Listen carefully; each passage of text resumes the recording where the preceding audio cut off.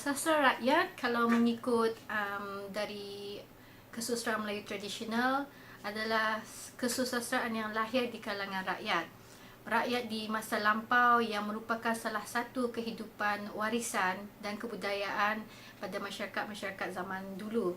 Jadi ia sebagai contoh cerita rakyat. Wujudnya cerita rakyat di kalangan rakyat itu sendiri adalah untuk sebagai salah satu hiburan, kerana hiburan pada masa itu hanyalah dengan bercerita dan dituturkan kepada anak ataupun cucu agar cerita-cerita yang ada pada masa lampau akan terus berkekalan sehingga sekarang sebagai satu warisan yang perlu kita jaga.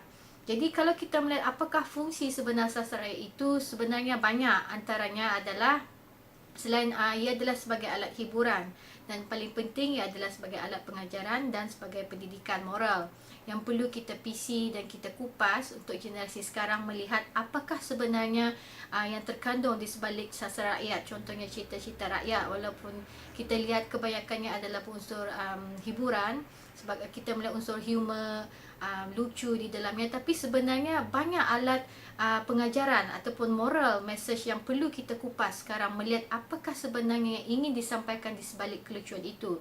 Itu adalah salah satu fungsinya.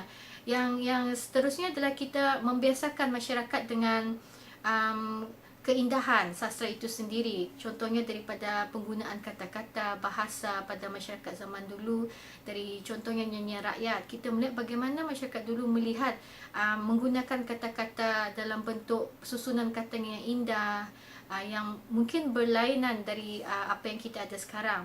Mereka begitu berhati-hati dalam pemilihan kata-kata dan sebagainya. Jadi itu supaya kita sekarang mempelajari apakah keindahan sebenarnya yang terkandung di setiap kata-kata, susunan kata-kata, bahasa dan sebagainya. Okay, yang lain, ciri-ciri ataupun sifat-sifat sastra rakyat itu, salah satunya ia mestilah dipertuturkan secara lisan. Maksudnya dari seorang datuk kepada bapaknya, bapa kepada anak, anak kepada cucu, sehinggalah seterusnya. Yang kedua, ia akan sentiasa mengalami perubahan, kerana kita tahu sastra itu ia akan sentiasa berubah dari satu masa ke satu masa. Maksudnya dari zaman dulu, zaman dan zaman sekarang, kerana pasti akan berlaku tokoh tambah. Dan kita sering melihat adanya pelbagai versi cerita rakyat itu, sastra itu, dari satu negeri ke satu negeri yang lain. Seterusnya, ia adalah milik bersama. Jadi sastra rakyat itu dicipta di kalangan rakyat. Jadi mereka merasakan semua cerita itu adalah milik mereka bersama. Jadi kita tidak akan menemui penceritanya nama dibubuhkan di setiap cerita tersebut, kerana mereka merasakan mereka adalah seperti satu keluarga yang perlu berkongsi antara satu sama yang lain. Yang seterusnya, kita melihat yang ciri sastra itu perlulah sentiasa mempunyai ciri-ciri unsur-unsur keindahan. Tinggal contohnya nyanyian rakyat, permainan rakyat. Walaupun kita lihat sebagai satu permainan, tapi kita melihat ada unsur keindahan, unsur seni dan sastra di sebalik pergerakan nyanyian dan permainan itu sendiri.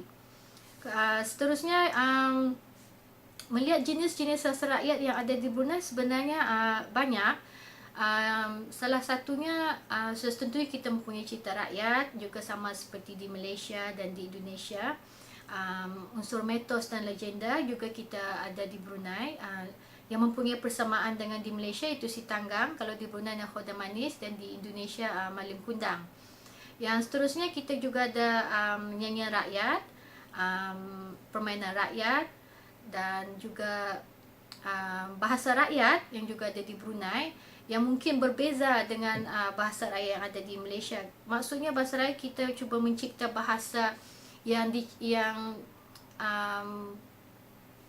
wujud di kalangan satu-satu masyarakat. Dan selebihnya juga kita melihat apakah persamaan dan perbezaan sastra rakyat Brunei dengan sastra rakyat Malaysia. Sebenarnya tidak. Persamaannya kita memang sifat-sifat itu sendiri kita berkongsi dengan sastra rakyat di Malaysia. Kita ada Mitos dan legenda kita memang mempunyai persamaan, cuma setiap negeri berbeza dari segi bagaimana mitos itu tercipta dan legenda itu wujud. Di sana memang ada persamaan dan perbezaan di antara Brunei dan Malaysia, tetapi fungsinya tetap sama, iaitu untuk sebagai alat hiburan dan alat pengajaran. Dan selebihnya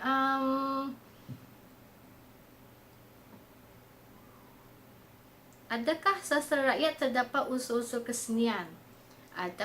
Seperti yang saya katakan tadi, memang sastra itu terdapat unsur-unsur kesenian. Seni di sini maksudnya sastra itu sendiri adalah seni yang halus dan indah.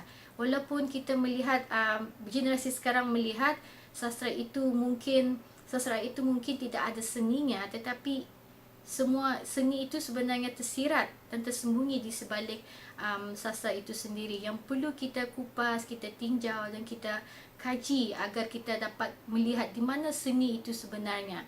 Jadi saya rasa sastra rakyat itu sendiri sebagai kesusastraan yang memang banyak seninya yang perlu kita selami dan kita kaji untuk generasi sekarang menyedari bahawa ini adalah warisan budaya masyarakat kita dulu.